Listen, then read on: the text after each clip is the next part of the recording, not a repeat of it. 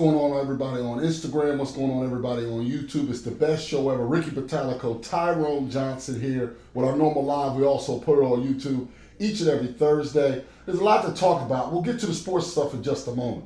But this is something out of town that I saw that I thought was gross. Gross. And I tell you what it was.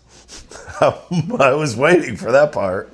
No. So in this town, there was this 80-year-old lady who her support, because when you start to get 80, the unfortunate part is if you have a son that dies, you know, if you have your kids and you know, when you're young, your kids could possibly pass away and you could still be living. This is true. Get into your 80s, right? Unfortunately, it can happen anytime, but obviously the older you get, it's not a given that everybody's going to live to 80. The chances get better, yeah. Yeah. So she didn't have the ability to cut her lawn. Yeah, she didn't have the ability to cut her lawn. Let me adjust this video live. She didn't have the ability to cut her lawn. So the town gave one of those like notices saying she had to cut her lawn. Now they didn't know it was an 80-year-old woman. Right. So that's not even an issue. It's not even the town's fault so much. Again, this is out of town. So I don't want anybody like try to take somebody down. So this guy on social media, one of the things he does regularly is he goes around and if people have really high grass, he'll cut it for free. Right. Okay? So he went to cut. He noticed it, and the neighbors felt bad. Like, for a while, the neighbor was paying, like, to get it cut for her. But it started to get expensive because their lawn company kind of, like, took advantage of them. As well they would. would. Like, they started taking advantage of because she was paying. That's kind of weak. Well, this guy, well, the weakest part didn't happen yet. The guy then decided, okay, cool. I'm going to cut it for free. The cops came. So he's now weed whacking. There's video. The cops get in between him and like getting back because he goes through, he'll weed whack and stuff, clean up. He also takes everything with him. Right. Like, he does it all. He went back now to go get the lawnmower. They got in between to where he couldn't go get his lawnmower and stuff. Apparently in this town, the rule is if you get one of those citations, you can pay the town $300 to get your lawn cut. And if any neighbor or charity group or anybody like that decides to help, then you can be arrested. They put him in the back of the cop car. That's a scam. They put him in the back of the That is the biggest scam I've ever heard. That is pathetic that you would do that to one of your own citizens. I think that's pathetic. It is. They put it, it was so bad to the point where what he did was they didn't arrest him. Meanwhile, there's an 80-year-old on there saying like, oh no, they accused him of trespassing. He's like, I have permission from the lady. And the lady was like, this 80-plus-year-old woman is like, I gave him access, blah, blah, blah. This is why I'm talking about it here, because it was so outrageous. And then the cops put him in the back of the car. So they were going to arrest him. Right. They ended up letting him go for whatever reason. I don't know if it was the cameras or whatever, but they told him, if you do this, it could be blah, blah, blah. It's because now the town wants to control it and stuff. But what the guy did was he like took his medicine and then he said he went home that day, thought about it. He went back and was like, I'm cutting the grass regardless. If they arrest me, I'll just let them arrest me. Good for him. Yeah. That's a good citizen. Yeah, he ended up cutting her lawn. Like, I understand that these rules exist. Like, you don't want your neighbor to have this high grass. It can hurt your property value and stuff. It's not about that. The point is of the citation should solely be to get the grass cut. Once the grass is getting cut, that should be the end. Yeah. Who cares who cuts it? The point is, if you think it looks bad that someone's grass is super high, and it was high, right, and someone's cutting it, problem solved. Problem would be something, but they want money. Right. That's what it's all about. It's about money. I stayed in a town in spring training one year, and they literally, when we moved into the place for spring training, gave us a list of things that had to be done. The grass could not be higher than an inch and a half or something like that. They had a whole list of things. If there is litter on your property where you're staying, it is on you and you will be fined. Well, you're playing spring training ball there. Yeah. So you go to the ballpark. Somebody's walking their dog and they're eating a bag of chips. They throw the bag of chips down. It's your fault. Or what happens if they're walking the dog, they go down to clean up and they accidentally, and the bag blows away. And like, you know, how long you gonna chase a bag? Like, I understand but it blows away, you keep chasing it. It blows into your yard an hour later. And this is no joke. You get fined? This is no joke. Within the community, they had a guy, like a security guy, driving around in a go-kart. Or not a go-kart, golf cart. To enforce it. Yep. And apparently, like, if he sees something on your lawn, like napkins, or you leave like a Coke can, he'll come back an hour later. If it's still there, you get a fine.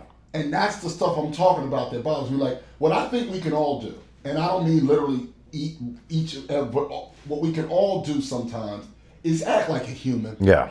Like, sometimes when you have a law or a rule, it's not always about the letter of the law, it's about the spirit of the law. Okay? The spirit of the laws, when it comes to high grass, for example, is just to get the grass cut. It should not be a money grab. And if you're a cop, and I know cops have a tough job, I'm not talking about that, but this was not an armed robbery. Yeah. This was a guy cutting grass. This was not a situation where this guy was committing an assault. Right. This guy was cutting grass.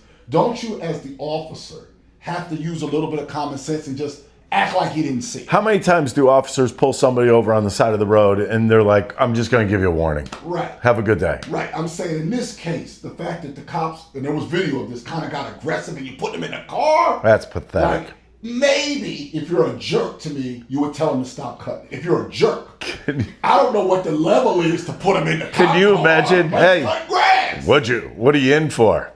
Cutting the grass. Cutting this 80-some-year-old woman's grass. And the reason I say that is, Oh my goodness. stuff like that ends up making police officers less safe. Because what you end up with is you'll have people, and I'm not saying it's okay, but we got to use our common sense here. That, again, was not an assault. That was not a protect and serve situation. So now you'll have people who now have an attitude towards law enforcement and you never know when that crazy person who now doesn't trust them makes the officer less safe. So rules like that are bad for the citizens and they're bad for the law enforcement officer, because you could be a regular cop at the Wawa and now somebody is worried and scared of you because they heard the buddy across the street, across town, got put in a cop car for cutting grass. Like, these things stack upon themselves, and we have to act like human beings sometimes. I recognize that, like, things are tough sometimes and stress in life, but if we just treat each other like humans, I think this would avoid that kind of And good job by the guy cutting the grass. Nice job. And he was Good. like, if I get arrested, then I'm just going to go ahead and now have to tell people I'm going to show up to my court date. Yeah. And I got arrested and cited for cutting an 80-some-year-old lady's grass who lost her husband, lost her children. There's not a judge in the world that would be like, oh, you're booked. You're going to a year in jail. Right. Now, at the time, again, the cops were pretty aggressive on the video. Yeah. Like, you would have thought, like, if you do this... Stole a car. Yeah, you'd have thought he did something really bad, and all he was doing was cutting grass. And I kept thinking there was more to the story, and unfortunately, there was none. That's awful. All right, moving to the sports thing, the NFL draft is today. There's a lot of speculation, but I want to go to one person in particular, Ricky Bub. Yep. Your expertise, and that's this Romano guy. All right, I need you to explain something to me, Ricky, because I'm just a guy that watches baseball. Yep. Knows a little bit about sports. I understand the blue pit that won the game. Right. Okay.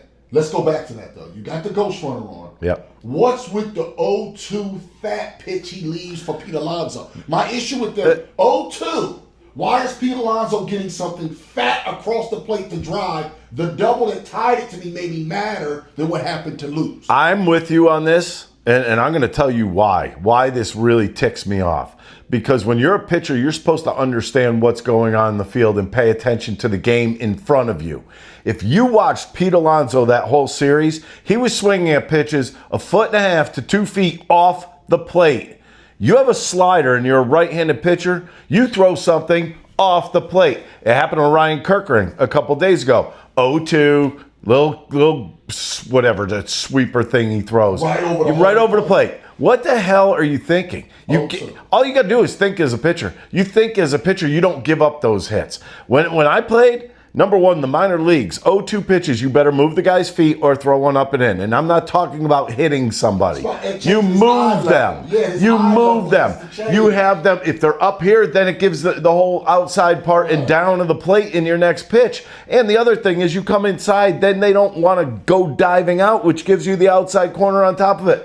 How about I have a plan? These are not plans. What I'm seeing from the Phillies right now is what analytics teaches you. Throw the ball as hard as you freaking can and see where it goes. I think that's the wrong way to go at it. I think pitching, not throwers, is what you actually need right now. You have to be able to think your way through certain situations.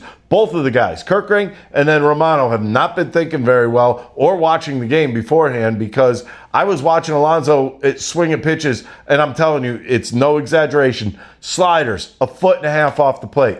So why would you even touch the plate with a pitch in that situation? I just don't get it. He's 0-2 to Pete Alonso, extra innings, and he throws, and then the double. And then people go, oh, well, it was bad luck. Yeah, he created his own bad luck. Had it been Bloop that loses, okay, that can happen. I could break his bat up the middle like Marte did. Okay, I get that. But the one that Alonso, let's not just skip by that double. So the people that were like looking to defend him, and you can be mad at the lineup, and we'll talk about all that today on the show. But the bottom line is this: you had a 1-run lead, you put a closer in the game, and it's not just that he didn't hold the lead, it's that he lost. If it goes to 3-3 and you have to go to the next inning because of some bloop hit, okay, fine. But that fat pitch across the center of the plate, ahead of the count to Pete Alonso, that's the thing you can't do. And the same thing with Kerkering. When I texted you, Jordan, I was like, elevate a fastball. Yep. Elevate the fastball. Elevate. So if he hits it here, fine. If you throw it to his chin and he somehow hits it, okay, great. I blame the Kerkering stuff on JT, and I blame it on Caleb Cotham. Why? Because I want you to think back to the first day he stepped on the mound. Threw 23 pitches. 21 of them were that sweeper. Mm-hmm. Why? That's not pitching. Oh, he threw it so well, I wanted to see it a bunch of times. That was the answer, by the way, that night. That was the answer why he threw so many of them. That's a bad answer. You got to be able, number one, if you can't locate your fastball as a relief pitcher, bad things will happen. And that's what I'm seeing right now, bad things happening. All right, last thing before we wrap this up, let's get a prediction, Ricky, not on a player. Do you think and we'll talk about it during the show, do you think they stay at 32, trade up, or trade down? I think they're going to trade down, if anybody takes Howie's calls. I think they'll take his call for a trade down. Down, but not up. Not up. I think what happens is they'll get a call for a trade down. You know what's funny? Because I saw this from a couple teams saying that they won't even, the 215 area code is blocked. John Kincaid said it like on the morning show. I think it's funny. I think that's a funny thing. But I will tell you this much, I think you're right. I don't think a lot of teams will say, oh, sure, come and get our pick at whatever, because the Eagles' number one pick next year is probably going to be a low pick again. Well, no, if you only want to, that's if they want to move a lot. They don't have to give a first-round pick. They only need to give up like maybe but if they want to get into the teens, I think it would cost next year's first round. I guess if Walter Nolan fell, maybe they could go from 32 to 27. That wouldn't take a whole That would be all right. But I think they end up moving down. That is getting more pitches, more picks in a second. Us on Instagram. Appreciate everybody watching us on YouTube. Appreciate you guys, and make sure you check out the best show ever here on 97.5 The Fanatic and 97.5thefanatic.com. Hey everybody, thanks for watching our YouTube. If you want to help us out, go ahead and like and subscribe for us. If you liked what you saw, go right over here to our playlists and pick out whatever you want to watch.